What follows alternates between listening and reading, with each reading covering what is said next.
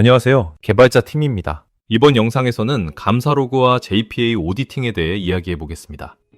회사에서 문서를 공유 폴더에 올리면 누가 언제 만들었고 누가 마지막으로 수정했는지가 자동으로 기록됩니다. 우리가 따로 적지 않아도요. 데이터베이스의 데이터에도 이런 기록이 필요합니다. 이 데이터가 언제 만들어졌고 누가 언제 바꿨는지를 남겨두는 거죠. 오늘은 이런 감사 정보를 손으로 일일이 채우지 않고 JPA가 자동으로 기록하게 하는 방법을 살펴보겠습니다. 이번 영상에서 살펴볼 내용들입니다. 먼저 감사 정보가 무엇인지, 왜 자동화가 필요한지, 무엇을 기록하는지부터 봅니다. 그 다음 JPA 오디팅의 동작 원리와 공통 베이스 클래스 설계, 오디팅 활성화, 작성자를 자동으로 채우는 방법을 코드로 살펴봅니다. 이어서 생성과 수정 시점이 어떻게 처리되는지, 감사 필드와 변경 이력 테이블의 차이, 변경 이력이 필요한 경우를 다루고 실무주의점과 핵심 요약으로 마무리하겠습니다. 감사 정보는 데이터가 언제, 누구에 의해 만들어지고 바뀌었는지를 기록한 메타데이터입니다. 인트로의 문서 비유 그대로입니다. 문서의 작성자와 수정 이력이 자동으로 남는 것처럼 데이터에도 누가 언제 손댔는지를 남기는 거죠. 여기서 중요한 건 이게 비즈니스 데이터 자체가 아니라는 점입니다. 주문 금액이나 회원 이름 같은 본 데이터가 아니라 그 데이터를 둘러싼 맥락 정보입니다. 표를 보시면 대표적인 감사 필드가 4개 있습니다. 생성이 시는 데이터가 처음 만들어진 시각, 수정이 시는 마지막으로 바뀐 시각입니다. 생성자는 누가 만들었는지, 수정자는 누가 마지막에 바꿨는지입니다. 이 4가지가 가장 기본적인 감사 정보입니다. 실무에서 자주 발생하는 케이스인데요. 이런 상황을 가정해 보겠습니다. 모든 저장과 수정 코드에서 직접 시각과 작성자를 채우다 보니 어딘가에서 빠뜨리는 곳이 생깁니다. 원인을 분석해 보면 이렇습니다. 감사 필드는 거의 모든 엔티티에 필요한데 이걸 매번 손으로 채우면 사람인 이상 반드시 누락이 발생합니다. 특히 누군가 수정 코드를 짜면서 수정일 시 갱신하는 걸 깜빡하면 그 데이터는 마지막으로 언제 바뀌었는지를 알 수 없게 됩니다. 데이터의 신뢰성이 깨지는 거죠. 해결책은 명확합니다.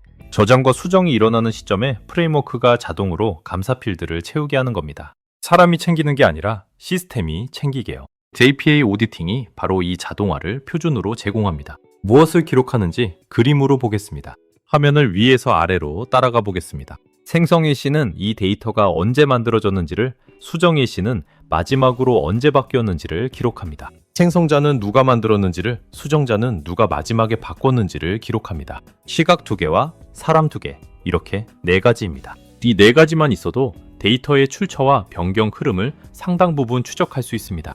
예를 들어 어떤 주문이 이상하다면 누가 언제 만들었고 누가 마지막에 손댔는지를 바로 확인할 수 있는 거죠. 물론 중간에 어떻게 바뀌었는지까지는 알 수 없지만 그건 뒤에서 다룰 변경 이력의 영역입니다.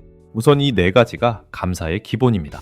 JPA 오디팅이 어떻게 자동으로 채우는지 그림으로 보겠습니다. 화면을 왼쪽에서 오른쪽으로 따라가 보겠습니다. 엔티티를 저장하거나 수정하면 JPA의 라이프사이클 콜백이 발동합니다.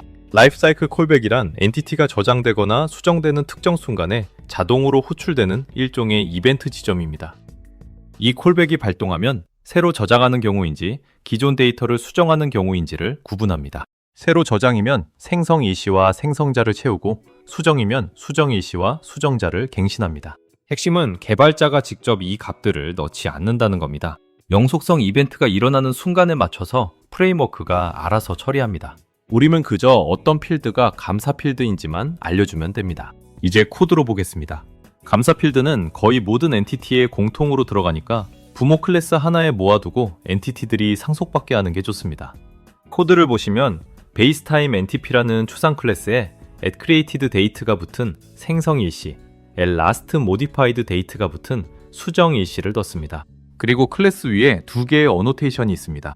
addMapSuper 클래스는 이 클래스가 테이블이 되는 게 아니라 필드만 자식 엔티티에게 물려주는 부모라는 표시입니다. addEntityListener에 auditingEntityListener로 연결한 건 앞에서 본 콜백을 처리할 리스너를 붙이는 겁니다. 이제 다른 엔티티들이 이 베이스타임 엔티티를 상속하기만 하면 생성 일시와 수정 일시 컬럼을 자동으로 갖게 됩니다. 그런데 베이스 클래스만 만든다고 동작하지 않습니다. 오디팅 기능 자체를 켜줘야 합니다. 코드를 보시면 설정 클래스에 as enable JPA auditing이라는 어노테이션을 붙였습니다. 이 한 줄로 오디팅 기능이 활성화됩니다. 여기서 정말 중요한 점이 있습니다. 이 어노테이션을 빠뜨리면 앞에서 accreated date 같은 어노테이션을 아무리 잘 달아놔도 값이 전혀 채워지지 않습니다. 그래서 감사 필드가 비어 있다면 가장 먼저 이 add enable jp a 오디팅이 있는지부터 확인해야 합니다. 실무에서 정말 자주 빠뜨리는 부분이거든요. 이 설정까지 마치면 베이스 클래스를 상속한 엔티티들은 이제 저장하고 수정할 때마다 시각이 자동으로 기록됩니다. 지금까지는 시각을 채웠는데 작성자는 조금 다릅니다. 시각은 그냥 현재 시각을 쓰면 되지만 작성자는 지금 누가 요청했는지를 알아야 채울 수 있습니다. 코드를 보시면 오디터웨어라는 인터페이스를 구현했습니다. getCurrent 오디터 메서드에서 현재 로그인한 사용자를 반환하는데 보안 컨텍스트에서 현재 사용자 이름을 꺼내옵니다. 이렇게 오디터웨어를 구현해서 현재 사용자가 누구인지 JPA에게 알려주면 생성자와 수정자 필드가 자동으로 채워집니다. 시각은 시스템이 알아서 알지만 사용자는 우리가 알려줘야 한다는 차이만 기억하시면 됩니다. 그리고 반환 타입이 옵셔널인 이유는 로그인하지 않은 상태에서도 동작할 수 있어야 하기 때문입니다. 오디팅이 생성과 수정을 어떻게 구분하는지 알아야 동작을 예측할 수 있습니다. 표를 보겠습니다. add created date와 add created by, 즉 생성 계열은 데이터가 처음 저장될 때 딱 한 번만 채워집니다. last modified date와 last modified by, 즉 수정 계열은 저장과 수정 때마다 갱신됩니다. 여기서 동작을 정확히 이해하는 게 중요합니다. 생성 계열은 최초 저장 시 한 번 채워지고 그 뒤로는 데이터를 아무리 수정해도 바뀌지 않습니다. 누가 언제 만들었는지는 고정이니까요. 반면 수정 계열은 저장할 때도 채워지고 수정할 때마다 갱신됩니다. 그래서 한 가지 알아둘 점은 데이터를 처음 만든 직후에는 생성 시각과 수정 시각이 같다는 겁니다. 저장이 곧 첫 번째 수정이기도 하니까요. 지금까지 본 감사 필드 방식에는 한계가 있습니다. 화면의 그림에서 왼쪽과 오른쪽을 비교해 보겠습니다. 왼쪽은 지금까지 본 감사 필드 방식입니다. 엔티티에 4개의 컬럼만 두고 최신 생성과 수정 정보만 가볍게 보관합니다. 오른쪽은 변경 이력 테이블 방식입니다. 데이터가 바뀔 때마다 별도의 이력 테이블에 한 행씩 기록해서 모든 과거 버전을 보존합니다. 둘의 결정적 차이는 이겁니다. 감사 필드 방식은 마지막으로 언제 누가 바꿨는지 그 최신 정보만 알 수 있습니다. 그 전에 어떤 값이었는지 몇 번이나 바뀌었는지는 알 수 없습니다. 덮었으니까요.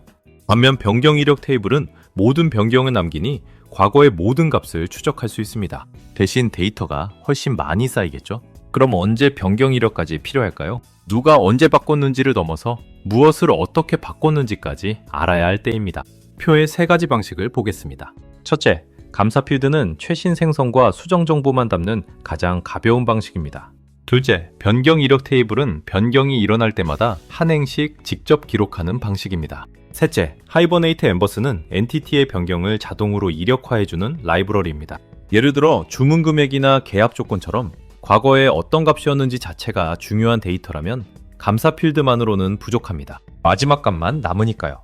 이럴 때 하이버네이트 엠버스를 쓰면 엔티티가 바뀔 때마다 자동으로 이력 테이블에 그 시점의 버전을 남겨줍니다. 직접 이력 코드를 짜지 않아도 되는 거죠. 실무에서 챙겨야 할 주의점을 표로 정리했습니다. 첫째, 활성화 누락입니다. Edge Enable JPA 오디팅이 없으면 값이 안 채워지니 가장 먼저 확인합니다. 둘째, 작성자 컨텍스트입니다. 배치나 비동기 작업에서는 로그인한 사용자가 없습니다. 셋째, 시간대입니다. 서버마다 시간대가 다르면 혼란스러우니 통일하고 협정 세계 시인 UTC를 권장합니다. 넷째, 이력 폭증입니다. 변경 이력은 데이터가 아주 빠르게 쌓입니다. 다섯째, 감사는 보안이 아니라는 점입니다. 두 가지만 풀어서 설명하면 배치나 비동기 작업은 사용자 요청에서 시작된 게 아니라 로그인 사용자가 없어서 작성자가 비게 되는데 이럴 때 시스템이라는 기본값을 넣는 식으로 대비해야 합니다. 그리고 감사 필드는 누가 바꿨는지 추적하는 용도일 뿐 값 자체가 위변조되는 걸 막아주지는 않습니다. 그래서 보안 통제와는 별개로 봐야 합니다. 마지막으로 오늘 내용을 정리하겠습니다. 감사 정보는 데이터가 언제 누구에 의해 만들어지고 바뀌었는지를 담는 메타데이터입니다. 손으로 채우면 반드시 누락이 생기므로 자동화가 필요하고 JPA 오디팅이 저장과 수정 콜백으로 이를 자동 기록합니다. 감사 필드는 add-mapped 슈퍼클래스로 만든 공통 베이스 클래스에 모으고 add enable JPA auditing으로 기능을 켜야 합니다. 작성자는 오디터웨어로 현재 사용자를 제공해 채우고 과거 값까지 추적이 필요하면 변경 이력 테이블이나 하이버네이트 엠버스를 씁니다. 실무 적용 팁 4가지 정도를 살펴보겠습니다. 첫째, 감사 필드는 공통 베이스 클래스에 모으고 add enable JPA auditing을 잊지 않습니다. 둘째, 작성자는 오디터웨어로 채우되 배치나 비동기의 빈 사용자를 대비합니다. 셋째, 시각은 UTC로 통일해 시간대 혼란을 막습니다. 넷째, 최신 정보면 감사 필드로 충분하고 과거값 추적이 필요하면 변경 이력을 따로 둡니다. 오늘 감사 로그와 JPA 오디팅에 대한 이야기는 여기까지입니다. 여러분의 구독과 좋아요는 영상 제작에 정말 큰 힘이 됩니다. 시청해주셔서 감사드립니다.